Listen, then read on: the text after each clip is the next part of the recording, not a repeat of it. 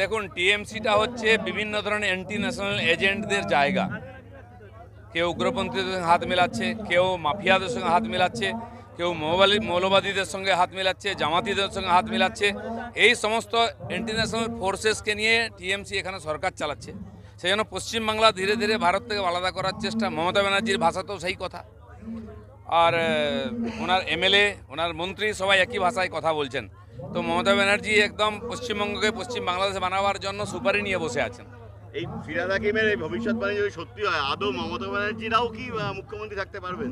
দেখুন, মমতা ব্যানার্জিকে আমি বলবো জগনমণ্ডলের ইতিহাসটা পড়ে নিন। তিনিও বাংলাদেশে মন্ত্রী ছিলেন এবং মুসলিম মৌলবাদীর সঙ্গে হাত মিলিয়েছিলেন। পরে রাত্রেবেলা ঘটি বাটি ছেড়ে এক কাপড়ে পালিয়ে এসেছিল, সম্মান বাঁচাতে পারেনি পরিবারের। সেজন্য যারা আজকে ক্ষমতার আর অন্ধ হয়ে আছেন, ক্ষমতার নেশায়, তারা ভবিষ্যৎ দেখুন, অতীত দেখুন, বুঝতে পারবেন।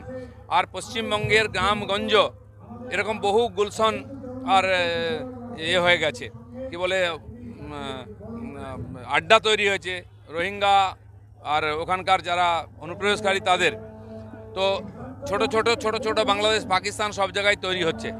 সেইটাই ভবিষ্যৎবাণী করে দিয়েছেন ববি হাকিম। উনি জেনে বুঝে বলেছেন, কিছু ফসকে বলেনি, আগেও বলেছেন, বারবার বলছেন।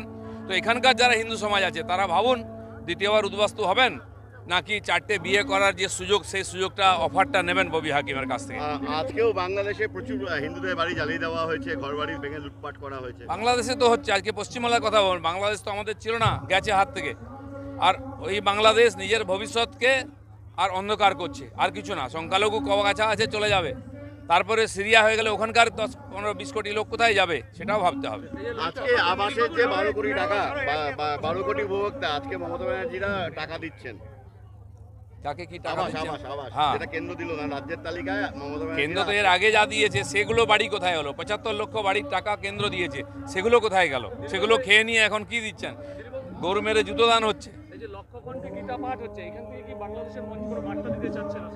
দেখুন, ভারতীয় সংস্কৃতি, ধর্ম, পরম্পরা যুগ যুগ ধরে এখানে আছে। আর যুগে যুগে এই ধরনের প্রয়াস